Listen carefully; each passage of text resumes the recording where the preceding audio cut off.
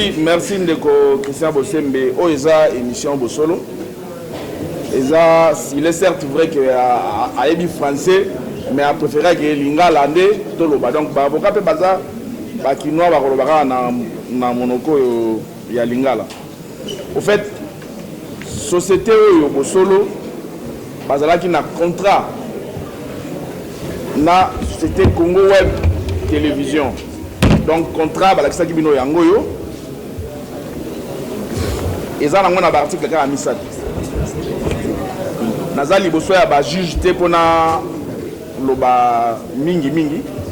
Ce que je voudrais vous dire c'est que contrat oyo eza contrat ya durée déterminée renouvelable. Sur na point nango 2 balobi eza contrat ya 1 année. Mais tina moi oyo ya lelo nano 1 année ekokite. Il s'est fait que tu assistes à qui Bosolo na politique pour la commune avenant un contrat oyo, c'est-à-dire contrat oyo koité mais c'est le contrat qui est en vigueur et qu'aussi là dans 1 année. Mais tout comme la catégorie il y a moi parti mon corps à lobby il faut pas revoir la clause il y a contrat, c'est-à-dire que là il y a une partie rémunération ndé mataki na $700. Bosolo a ça quitté déjà a foutu 2 mois anticipatifs pour que l'émission ait les cas.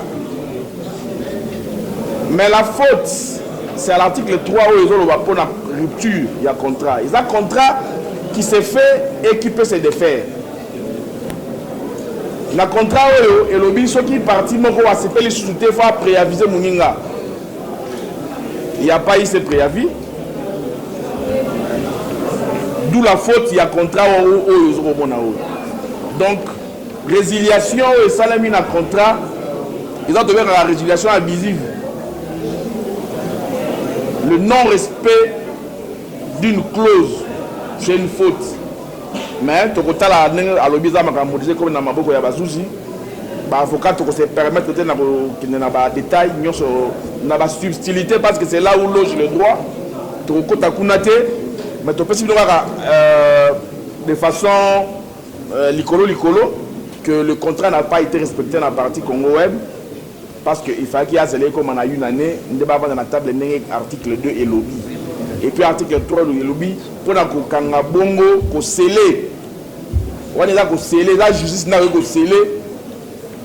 Et si cas, mais moutou ko jamais ko scellé, le go va tourner au scellé. C'est aussi une faute. Donc, il a été attesté qu'un individu s'est permis, alors qu'il a un contrat et que ça ait place à tourner l'émission en direct, à sceller, ce qui est le prérogative juste et la justice.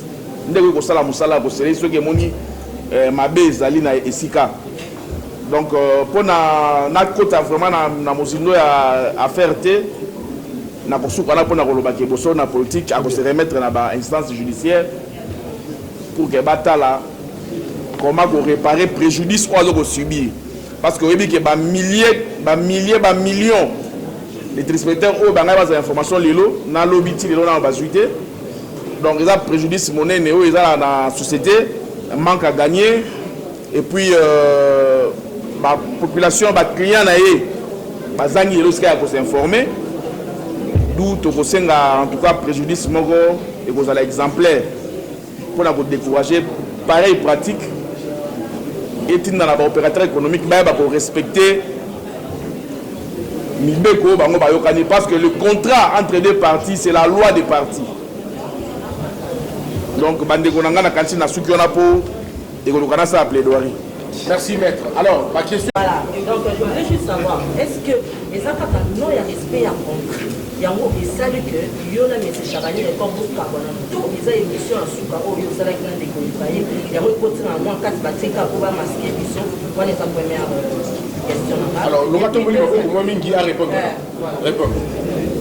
Na rozonga la réponse t s'il vous plaît na rozonga la lisuté so na répondre la question moko on arrête avec ça. Nalingi d'abord à partir à Awa. Nate na je répondre na otombo la mambo. Nalingi avant peut-être na répondre à la question à maman. Nalingi na remercier ma camarade journaliste nyonso baoyo batiki ngai na etumba oyo te nalingi koloba te ke ngai nde naza meilleur journaliste soki bolobi bongo bokosi eza ngai te meloko nayebi nous sommes une équipe na kati ya équipe moto nyonso abetaka aza na rôle na ye azojouer mais na finalité ezali équipe ezwa victoire nazali contre ndenge kulutu na ngai lifoko alobaka yembaka yango mingi boza na kati église moko yo moko pasteur yo moko trésorier yo moko mobeti mbonda yo moko mpe oza interprète au juste église yango eza ndenge nini kata passe kabola nkembo merci na bacamarade journaliste merci na bandeko na ngai ya bunya oyo esika bato bazokufa ebele bango babengi baleli na motema na bango mpo sango asalimisa te merci na bino nyonso à travers le monde akoka kotanga bisika te na ndenge bino bosali motuna eza boye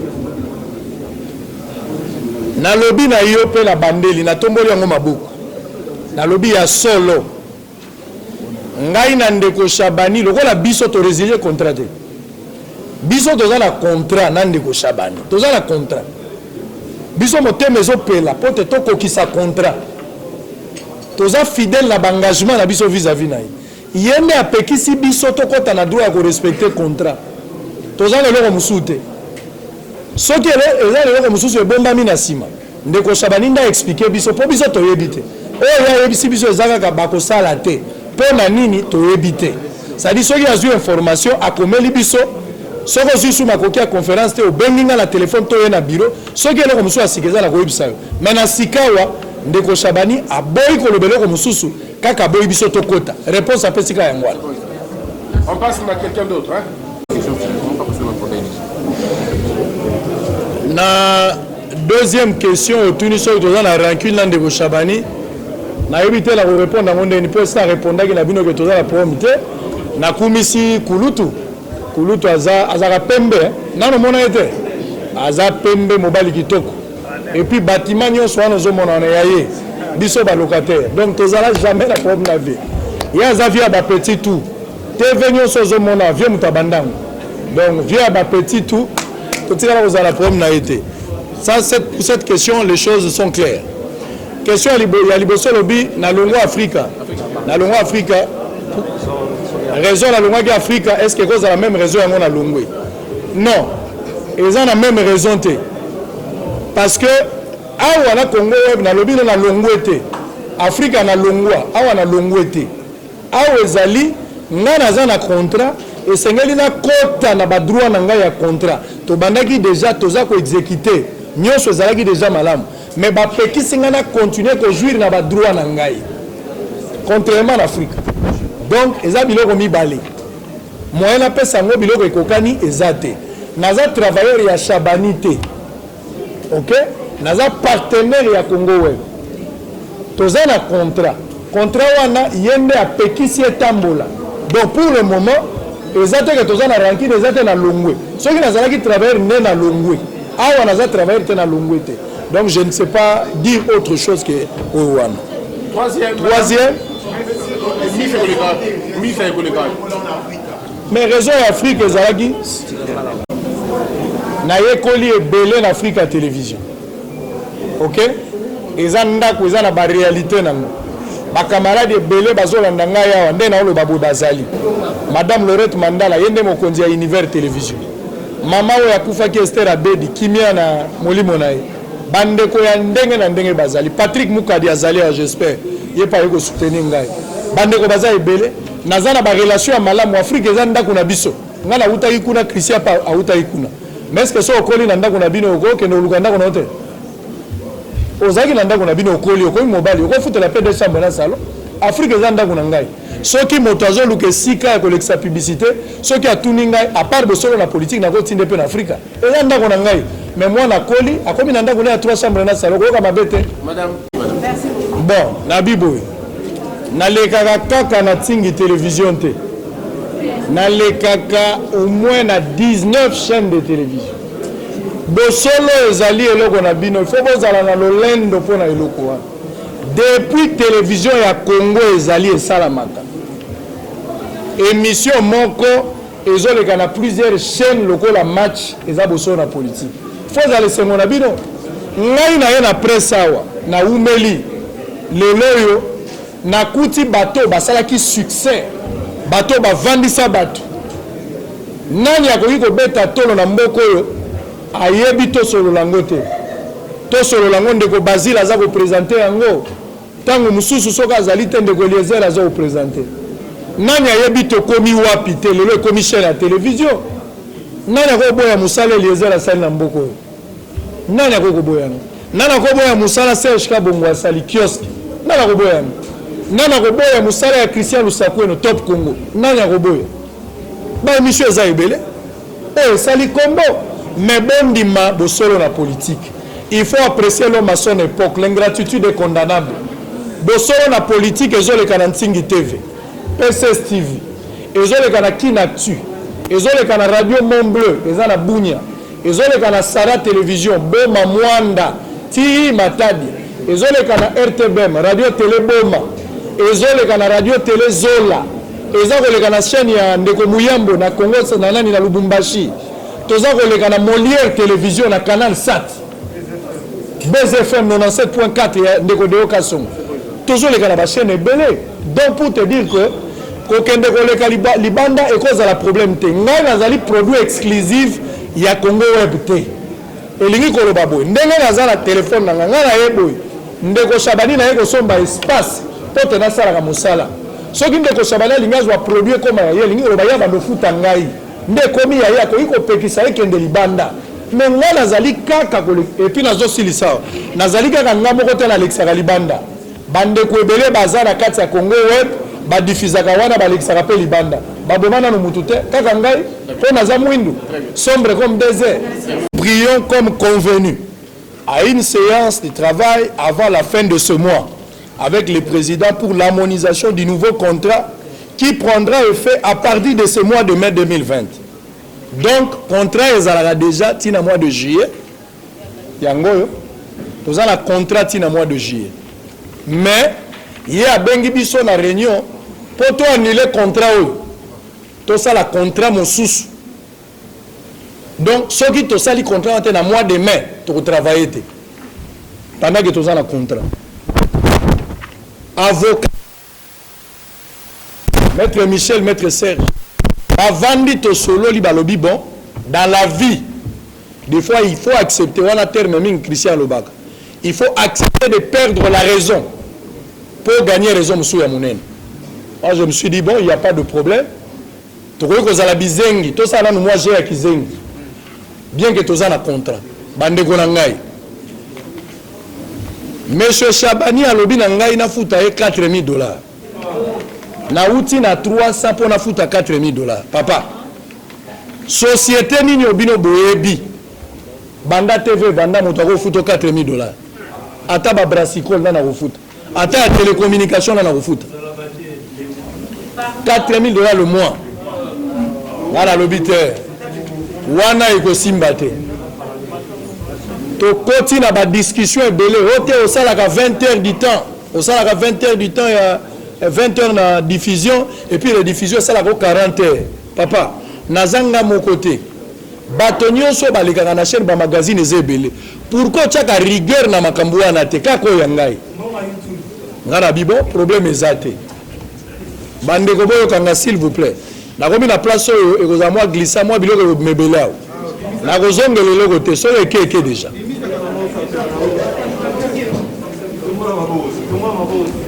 tokomi na likambo wana nsima discussion ya biso na ye natangi bato bazalaki na kati natangi awa maître Raphaël mpo na ngai avocat natangi maître Riguet na ndeko Shabani avocat et puis natangi ndeko Gilbert na biso mibale lokola 5 toyokani boye eloko ya sika ekoti eloko ya sika oyo ekoti na contrat oyo tokosala na demande na ye mbongo elongwe na $300 après discussion tokomi na $700 eza d'abord rebelle mais tondimi yango badouble ndako mais tondimi kofuta 700 et puis ya mibale toye koyokana pona ba heure ya diffusion ya rediffusion parce que problème nezalaki Ce que ça l'émission na tongo direct.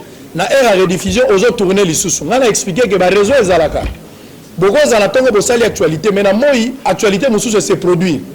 Pendant que za en temps réel, il y a possibilité de tourner na air wana. Et que ça le problème té. Après cette condition avant ça la bongo il faut senga ou informer ngai au préalable. Na trouvé qu'il y a un problème té. Alors biso qui y était au ko lo banande ko Gilbert. Ce qui ndeko Gilbert azate aux 8 DG ndeko mandeki. Ngana moni yango problème té. Et administration biloko to sala depuis kala. Ce qui te sale l'émission na tongo et que na poko sengeli to sale loko to sala ka bon to ko signifier bango pour total disponibilité à plateau. Et puis tu vois qu'à charge il y a batunion sur bazo travailler on a pas bazo travailler en dehors il y a programme normal. To sala rango déjà. Donc on va expliquer tout le monde a un problème té. Nyonso leki nango normal. Na tuni ndeko Shabani na suka to sala ni na lobité makamba ba contrat to tikela ba avocat pour ezali domaine na bisoté. Bien que je suis étudiant en droit, mais nous avons la maîtrise, il y a élaborer contraté. Toyokani, avocat na yena avocat na ngai, ba cote en contact pour élaborer contrat. Oya sika, ba bakisa belema oya kozala pour que to signer. OK. Sikoyo, en attendant compter ko salam. Ngai il faut na tourner lobby. Attitude à prendre na sala nini. Na futa mbongo to na futa te po il faut na banda to komi dans la suka sanza po lobi na ngai ke soki na futi te to sala te alobi na nga tu peux payer na kei na koti ti place ba futa kana tindi trésor kala faye assiste to futi $1,400 pour na 2 mois mois ya mai na mois ya mars et na mois ya juin pardon mai na juin donc sanza o to zali na o ezakoya to futi yango $1,400 to bandi musala. En attendant, l'avocat va travailler pour un contrat, baptême de référence ici au solo. Makambo eleki malamu. Na bandi ko sala nanga kitoko. To komi lundi, to za na problème te. Lundi to yebi eloko te. To invité honorable Daniel Safou à s'excuser normalement il fallait zala. Nande ko aller à Leng. Ba ye po ba sala débat na bango bomo mesalo. Ba téléspectateurs baza et belé à travers nani la République et puis le monde, bazali plus de 50 millions de personnes bao balandaka bosolo na politique. Boye bibino moko bosolo nazane loko na kolobate bosolo za su yanga été comme ya biso nyonso. Bosolo yango nde service traiteur, bikolo nyonso bazolia. To kamwe. To na tongo to ya ko sala émission, to kuti porte ya kokanga na ba invité. Quelle humiliation. Obengi bato basokoli balati bilamba batie carburant bafuti mbongo pour la émission to sali annonce bato bazoze la émission manque ya respect pour na bato wana na yoka ki nzoto na ngai poli pour la première fois na mi yoka ke naza humilier tout un peuple ba oyo baza fidèle na programme neno bango balingi na tuni raison enini. Monsieur Maurice, ou azali directeur du programme. Alors bien nango tuna monsieur Bodo azanase. Na tuna Bodo comme ça il na kalunga. Na tuna Bodo binga na tikaki côté à régie. Et finalement ils ont pris le courage de me dire que c'est sur instruction à Shabani à Boito Kota pour tourner émission. Quelle était la raison? Quelle était la raison de éviter? Alors, ngai lokola, s'il vous plaît. Ngai lokola moto yo azo prôné pour l'état des droits. Moto azali respectueux ya mibeko na koka qui commis ça la justice te. Qu'est-ce que j'ai fait en priori? Na bengi bâtonnier. Na informé avocat na ngai. Avocat peut ba informer na parquet. Parquet a tindeli biso ba inspecteur pour ba ya ko constater na biso lo lenge ba pekisi biso to kota na ba droit na biso. Pour ceux qui na lobaki likambo. To na força qui ko buka porte comme destruction méchante. Oh Israël a salibu. Oh sursaut d'orgueil. To kota te. Ngala za mwana nzambe to ko kene na logique wana. Nandimi ko ki mambango seke na yokani na mabaku. To kende ka bongo. To komi na likambo wana ba inspecteur ba ye ba inspecteur ba kamwe ba invité ba telemi ba inspecteur ba lobi nani akoti nani aboyi bokota biso to lobi directeur ya programme yeyo tala pe papa musu batangi yeyo bangono so bazo wangana finalement na couloir monsieur Chabani aye alingi to longa na couloir ngabi te tata ko bangisa moto te mwana mosala no awa azate tozande ba partenaire un peu de respect na partenaire bande ko nazo bisabino clair boza bande ko nanga ba journaliste TV à ba chaîne ça n'existe pas, j'assume ce que je dis. TV zali le contenu ce que ça na programme Canal Plus nazo salele publicité mais je passe bovanda ka ba 0 heure azo ko ça millions et ça par rapport à chaîne T et ça par rapport à un programme et puis nos journalistes besoin élaborer ba programme wana bino ndo bozo sala force ya ba chaîne ebele pourquoi bazo considérer binoté pourquoi bazo considérer binoté bino ndo batu bozo concevoir bino ndo bozo sala musala et sengela ki besoin minimum ya respect bozo mériter yango tango ba inspecteur ba ye ba vérifier finalement monsieur Chabani a mis bango na bureau inspecteur aki a solo lina ye atuni mituna ebele ngala koloba wate na parquet ndeko nanga waze kwa lobaka eloko moko ozocha makelele mingi pourtant tozo swana mutazo komate mais so to ke place lobika ka ofinga bobabi zela to bandela bakomi je pense que koloba na réserve et puis awa ngala koloba makamo mingi te webi so ozo swana na mutu kozala presa aussi sa malobate ko swana ko umela loko za dossier ya justice to kolobela nde kuna awa to kolobate baboyi biso to sala émission raison tina suka et banité ba précision nyonso na kotika la avocat ba koloba mais na lingi na mituna question Chabani record PDG mutu munene asala batu nyonso yende aza mutu akala TV awa ye mutu abanda biso nyonso toyeboye nyonso eza ye na ndimi kulutu oza makasi mais contrat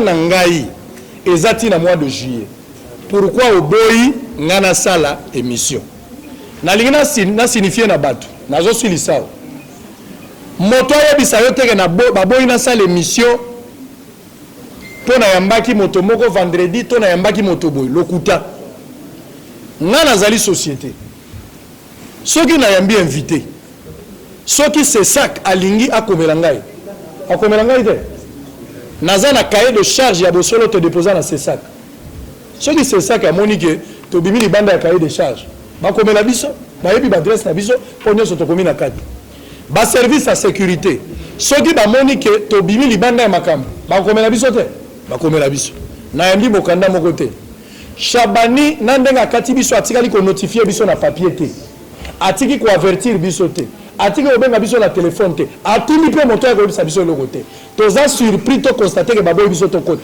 eloko monsieur esalite na lingi état de droit na likambwana esengeli salama batu monsieur bandimaki te que plainte ezali oui monsieur il y a la plainte contre monsieur Chabani na porter plainte et puis le raison na simate na porter plainte il faut na kota na ba droit na ngai nous avons un contrat monsieur il faut le respecter kwa ko bisanga to azalaka kaka boya monsieur il doit respecter les contrats.